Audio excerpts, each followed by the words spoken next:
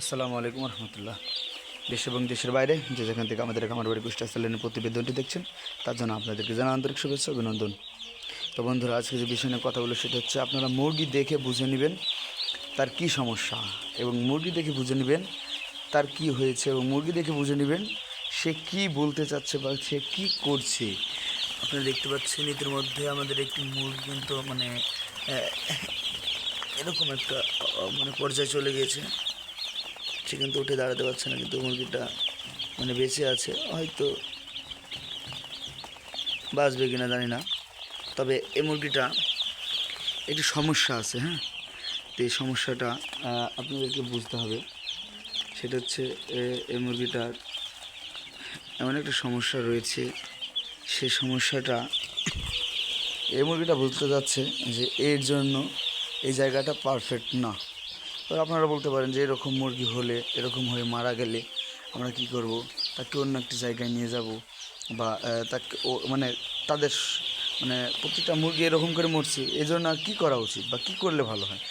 এ বিষয়ে আপনাদেরকে বলবো যে এরকম যদি অবস্থা হয়, এরকম যদি হয়ে যায়, তবে এই ক্ষেত্রে আপনারা যেসব অ্যান্টিবায়োটিক দিচ্ছেন, এই অ্যান্টিবায়োটিকের কারণে এই মুরগিগুলো এরকম হচ্ছে। অ্যান্টিবায়োটিক এই মুরগিগুলা সহ্য করতে পারছে না। অ্যান্টিবায়োটিক এসব মুরগিগুলা ওর দেহতে সচরাচর চলার মতো ক্ষমতা রাখছে না, ঠিক আছে। দেখতে পাচ্ছেন আর একটি মুরগি ইতিমধ্যে ওরকম হয়েছে, আর একটা মুরগিও কিন্তু এরকম হয়েছে।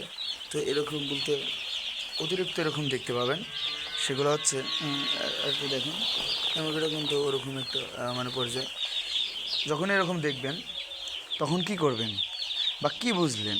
যেরকম দেখছেন যে আপনারা, তো এর ভিতরে একটু কিছু বোঝার আছে যে আপনারা কি বুঝতে পারলেন। এটা তো বুঝতে হবে যে আর অ্যান্টিবায়োটিক খাবে না, এর হায়াত মত প্রায় শেষ পর্যায়ে চলে এসেছে। এই অ্যান্টিবায়োটিকের অনুযায়ী না। এবার এই অ্যান্টিবায়োটিকের এই দুর্ঘটনাটা হয় কি কারণে?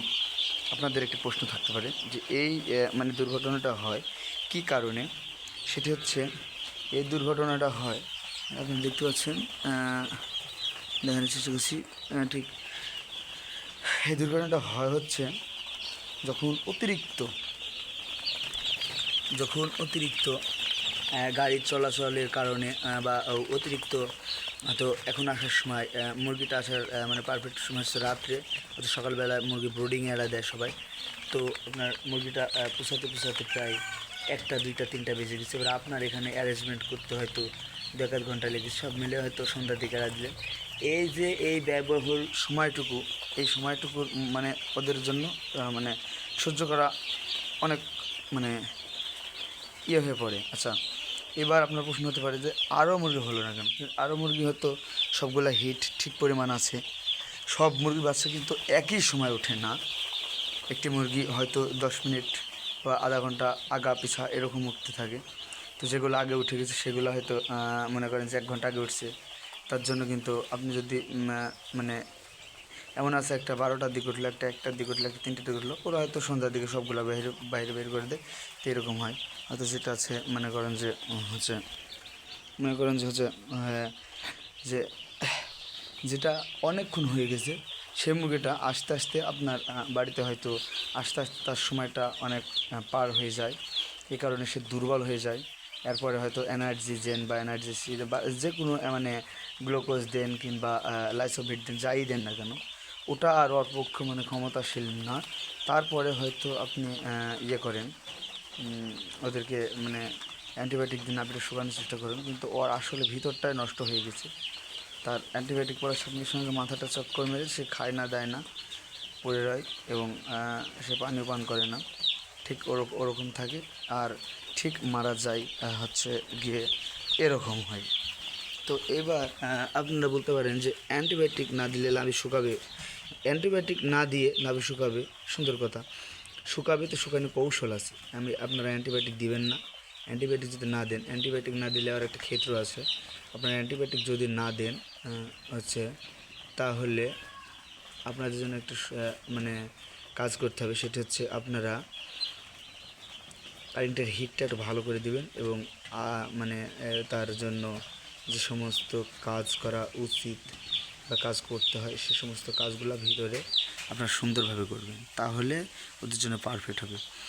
আর এক্ষেত্রে আরও হয়, অতিরিক্ত গরমের সময় আপনারা অ্যান্টিবায়োটিক দেন বা অতিরিক্ত গরমে আরও হিট দেন, অতিরিক্ত হিট হয়ে যায়, হিট হয়ে তারপরে মুরগি এরকম করে মারা যায়। আপনারা দেখতেছেন হয়তো কিছু কিছু মুরগি মানে ধুকাচ্ছে, আবার কিছু কিছু মুরগি ইয়ে করছে, কিন্তু এ দোকান এটা কোনো মানে ভয়ের কোনো কারণ নাই, এরকম ধোকাতে পারে। মুরগিটা এখন স্বাভাবিক মানে স্তরে আছে। তো আপনারা এরকম দেখলে অতি দ্রুত ডাক্তারের পরামর্শ নেবেন, কিংবা যারা মানে আমার ভিডিওটা দেখে শিখছেন বা বুঝতে পারবেন, আর তাদের জন্য ডাক্তার প্রয়োজন নেওয়ার দরকার নেই, সাদা পানি ইউজ করবেন। এতে করে মুরগিগুলো আবার স্বাভাবিক স্তরে চলে যাবে, সব মুরগিগুলো সুন্দর হয়ে যাবে। তারপরে আপনারা পরবর্তী অ্যান্টিবায়োটিক, এটা দুর্বল বাচ্চাদের জন্য অ্যান্টিবায়োটিক দেওয়ার সঙ্গে সঙ্গে এটিতে অনেক মুরগি মারা যায়। আমার এই ফার্মে প্রায় কিছু না হলে অনেকগুলো মুরগি মারা গিয়েছে। তো এই ক্ষতিগ্রস্তটা আপনারা যেন না হন, সেই জন্যই আমি এই ভিডিওটা করা আমার। তো সবাই ভালো থাকবেন, সুস্থ থাকবেন, আর আমার এই ভিডিওগুলো আপনারা বেশি বেশি করে দেখবেন এবং বেশি বেশি করে লাইক, কমেন্ট এবং শেয়ার করে আরেকজনের দেখার সুযোগ করে দেবেন। তো ধন্যবাদ সবাইকে। আসসালামু আলাইকুম ওয়া রাহমাতুল্লাহ।